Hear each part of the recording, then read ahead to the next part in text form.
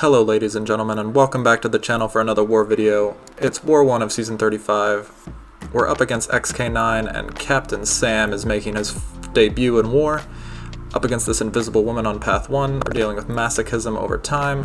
When I get locked on, I can eliminate the masochism as long as I have Bulwark up. I'm not going to have it at the start, so I'm going to try to land an intercept here, get that up. Now masochism won't come into play. We trigger it a couple times, but there's plenty of damage from this supposed noodle to get through the fight and get it done, and you will see that here soon. I'm going to just build to my SP2. There's several rotations. I've seen some people building to SP3. You can do that and throw that while locked on. I tend to just go for the SP2 with the high sig on my cap and just nuke, but you can kind of approach it several different ways. So here I'm going to pause my sap charges, get the power drain going. Big damage coming off that SP2, and we're just going to kind of clean up here. So Cap Sam really has a good damage level for war fights. Should finish it up here with this SP1, and it's a minute-long fight, so not the fastest thing ever. 57 seconds, 40 hits, but it's plenty of damage to go along with that miss utility. The second fight is kind of my seasonal wake-up call. So what I mean by that is, like, every season I feel like it's War 1, I'm just not prepared for a fight, I'm not taking the global seriously enough, and I make a bunch of mistakes, and this is that fight. I would probably send an Omega Sentinel here ideally to deal with this Kitty on Power Snack if I could, but in this case I just wasn't able to send her because we don't have one in our battle group. So we're taking this with Nimrod, and right off the bat I forget that my parry is going to get my armor eaten, and I'm going to have to deal with the miss. So I miss there. I go in here and hit into her phase, taking some more damage. So just misplaying everything. I'm going to get out of the corner with this SP2 and do a good amount of shock damage and try to get back and control this fight. But it's not the end of the mistakes I make. Here we get the power drain on, and I hit into her miss again because my armor up expired and I wasn't paying attention. And hopefully from here we can clean it up, but just was not good. I'm going to keep pushing here, try to get to my SP2, and this one will finish her off. Backup recovery trigger, she gets to SP3. I just try to force block to make sure she doesn't just instantly throw that SP3, and we win the fight. So, not clean. Wake up, man, and start playing focused. Is kind of the message I took from that one. Moving on, White Magneto is going to go in here against this Annihilus and just, again, kind of really show his mettle here. No pun intended. And he is going to just basically turn off this fight. The only worry in this fight is getting hit by a big special. There's that big prowess. So I just play it pretty safe. I turtle up, try to parry. I'll try to bait specials, and I'll probably just block them. But if he doesn't throw specials, I've got an invuln boost on, and I can just push him to SP3. Annihilus doesn't have a stun or anything that will mess me up after an SP3, so go in here, get to our special 2, throw it off, try to cycle specials. We're going to get enough power back from our special 2 to get an SP3, which almost finishes him. But again, this fight is pretty much nothing as long as you just play it safe, take specials on the block so that there's just no chance of dying. So I'm going to throw this off. I'm okay with pushing him to SP3 like I said. Throw my SP3 off, hope that this finishes him. And it gets very, very close, but not quite. And you'll see here he ends up at like 2%, and he manages to get it off before the ticks of degen kill him. But we have our invuln boost, we're fine, and he'll die as soon as he comes out of this. So to talk a little bit about the next fight, it's Apocalypse on this Section 2 Path 6 fight that he gets prowess for every hit you block of his specials.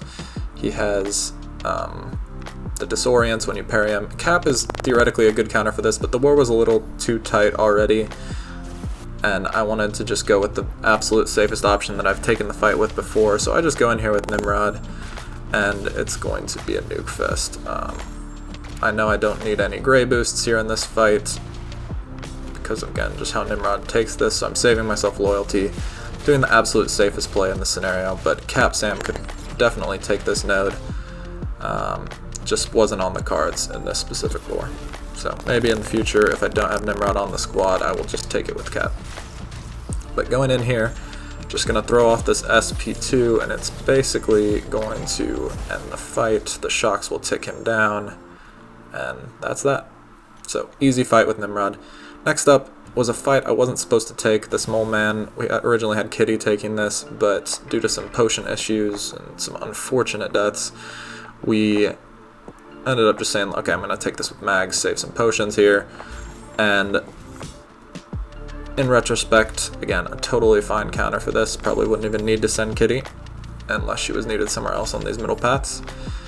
And so here I'm just going to build to an SP2 and try to land an intercept to remove the protection and throw it off. I've got my passive stun on, which is turning off Moleman's shrug of my stun, so I can just easily parry heavy, do whatever I need to do. Going in here, baiting another SP1, and I'm going to try to land an intercept here shortly to try to, again, just get that protection down so we can actually start doing some damage. So here I'm going to go for it as he dashes in, throw off the SP2. The second hit doesn't crit, but we're almost back to another special 2. I'm going to do a couple hits and throw it, and again, second hit doesn't crit or he probably would have died.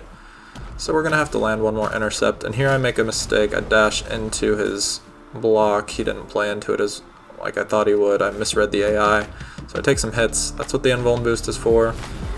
And we just need to land a quick wall bank intercept here, and I guess it wasn't really a wall bank, but just an anticipating light intercept and close out the fight. So easy fight with White Mags. Again, just continues to show why he's so valuable in war, both as a pre-fight champion and as a champion that can take fights. I'm going to go up here and place his pre-fight on Jabari for Zarafa to take with AA. And then we'll have our final fight of the war, which again is a spot where I could have used Cap Sam probably, but ended up using Nimrod just because of the status of the war and how tight it was, and because I've taken it with Nimrod before, and it just felt very safe. So we're going to go in here with Nimrod, power start 1, and just try to switch to blitz mode. Everything that Sauron has going on is basically due to prowess, so if we can just keep removing his prowess, he's kind of a non-factor. So go in here, stay in blitz as much as possible. When it switches back to Titan, I'm going to end with a light to try to get back to blitz. Here I'm just going to end up throwing the special instead to switch into Extinction Protocol. And now I can remove his prowess quite easily. I'm going to bait the SP2 here. I do make one mistake later on trying to dex out of an SP1, but other than that, don't really make any mistakes in this fight. Just go in, keep removing his prowess. Here I'm going to switch back to blitz. And again, you can remove them through the block, which is really nice if you didn't know that about Nimrod when he's in blitz mode. So again, here I'm going to switch back to blitz, I believe. Yep. Bait out this SP1. This is where I take the hit trying to dex the back half of it. I still make some mistakes on that sometimes. Go in here, switch back to blitz because it's rotated. Now I can hit into his block to remove prowess, land a little intercept, and then I'm going to dash back and throw the SP2, and that should pretty much close out the fight. So, solid war for me overall, no deaths, only a couple of items used, but some mistakes to work on, and I was just glad to get to try Cap Sam, debut him in this war. Nimrod kept doing his thing, and White Mags continues to be one of the most used war champions for me. So, good war for me, but in my first kind of solo planned war, unfortunately our battle group had some mistakes and some deaths. We lost our battle group 1-3, and overall we ended up losing 6-7, so that's tough to swallow, but again, we just continue to try to learn and improve. I don't think most of the deaths came down to my planning, so I feel good about that, but we will go out in the next one and try to get a win. So if you enjoyed this video, please leave a like, subscribe if you are interested in future content, and as always, stay safe, take care. I appreciate each and every one of you, and I will catch you guys in the next one. Later.